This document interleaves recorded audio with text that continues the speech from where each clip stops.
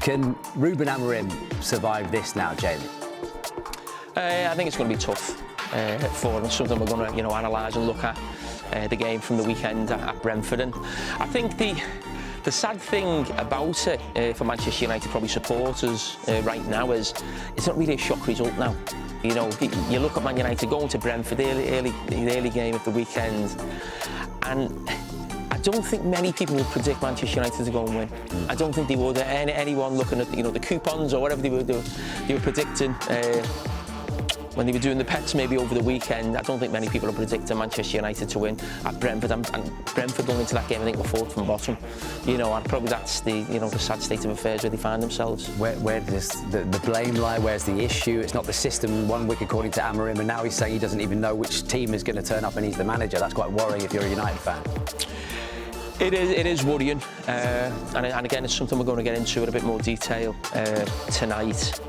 But, I mean, the system, we keep talking about the system, it doesn't suit the players that are there. I totally understand that, but the powers that be that employed the manager knew what system he played, and that's what gave him success. So if you've had success as a manager, that's what you're always going to go back to or fall back on when things aren't going well. So I can understand that he sticks with the system because that's his baby, that's his thing, that's what he does.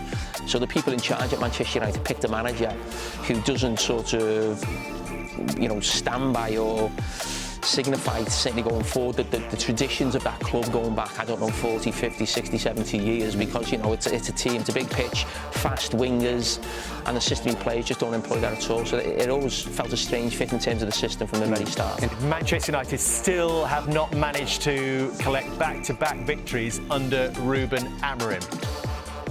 Of the 17 ever-present Premier League teams since he was appointed, Manchester United rank 15th. They've picked up 1 point more than Tottenham, and they are level on points with the next worst, West Ham United, who have got an extra game which comes tonight. Then come Wolves. The other point to make is that Wolves have changed their manager, West Ham have changed their manager, Tottenham have changed their manager as well, and then a big gap to Fulham and Everton. So that's the context of his performance as Manchester United manager. And then you look how he's compared with other Manchester United managers since Sir Alex Ferguson was in charge. And many of these haven't been considered successful, but look at the start that he's made.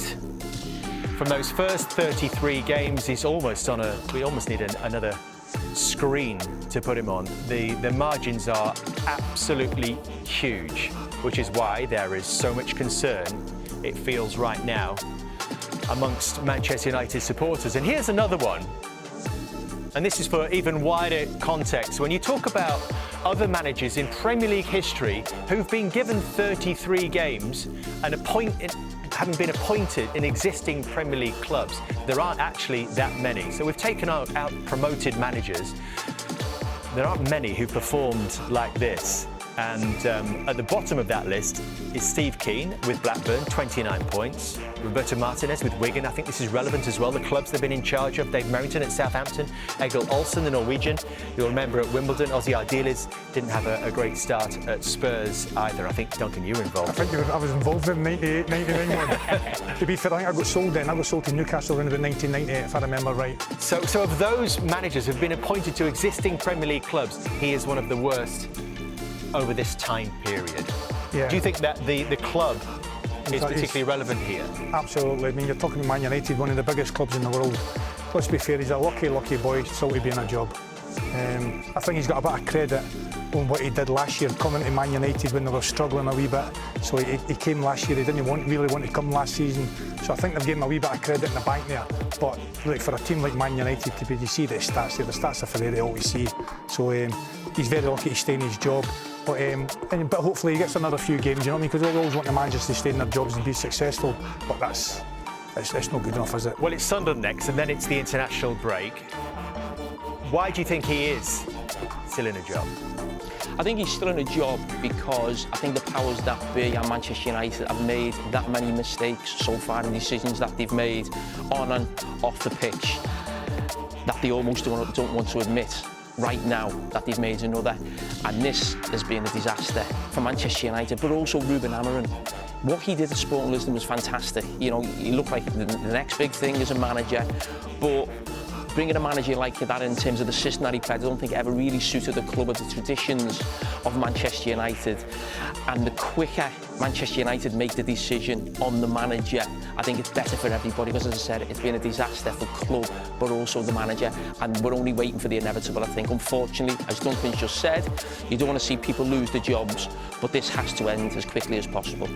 Is that group of players better than it is looking? I think so. I think they are, but I think maybe it's the system. You know, maybe he talks about the system a lot, doesn't he? He's not changed the system at all. He's not trying to find a way. When you're losing games, you've got to find a way to win. You just can't keep on going with the same system all the time. So you need to try and find a way to win. And he's never done that. He's stuck to the same system. He needs to change it a little bit. Maybe going to a back four, go back to more traditional Manchester United. But to be fair, when they recruited them, they recruited them into play this formation. 100%. They knew what they were getting. They know what they're getting. They wanted that formation. They wanted that style of play, and they've got that. I think you're right. I'm big on that. I mean, I've never been one of them saying he has to change his system. A lot of managers speak and say, I've got a certain the system might change, but my style doesn't. His baby is his system. It's like asking Jurgen Klopp not to press or Pep Guardiola not to play short passes through the middle of the pitch. This is what he is. That's on Barada or Jason Wilcox or Jim Ratcliffe. They brought him in. Talking about him changing centre-backs, a stat came out that he changed in his 49 games, 42 times he's changed the back three. He did that at Sporting Lisbon. You knew that when he came in, the power's that big. So that's the big problem there. But the problem, I think, when you look at Rúben Amorim, I think every other Premier League manager would look at Manchester United and think, I could do a better job than that. And the only positive for Manchester United is they haven't gone all in on his system. They've gone all in on him in terms of giving money to spend, but they haven't brought lots of centre-backs, they haven't brought lots of wing-backs. The players they brought in the summer can easily be flipped into a back four, getting Bruno Fernandes as the number 10, Brian Mbeumo right wing, maybe Cunha to the left, Sesko up front, and I think a competent football manager could get that Manchester United team in that system to the European places, or certainly fighting for them. We asked our fans, again, on the Fanalysis app, those verified Manchester United fans, to answer this question on whether he should be given more time, and actually 46% still say yes, he should. How does this play out, Duncan, if he continues to play the same way, the same tactics? Well, obviously he's hoping that the results are going to change, aren't they? But look, these records suggest that they're not going to change. So unfortunately, if he doesn't get the results, he's going to lose his job, isn't he? It's as simple as that. He's going to lose his job. I think the 46% of them are Liverpool fans there. Got that in there. I can tell you they're not. They're all verified Manchester United fans. And I suppose this is something about Manchester United. They do like to stick with a manager, don't they? Listen, there has been a lot of change. You just highlighted some of those managers, but it wasn't a case where the club were changing managers every 6 months or 12 months. A lot of those managers that we looked at there, Jose, Louis van Gaal, even Ollie, you saw them 2 or 3 years, and I think that's a decent enough amount of time for a manager.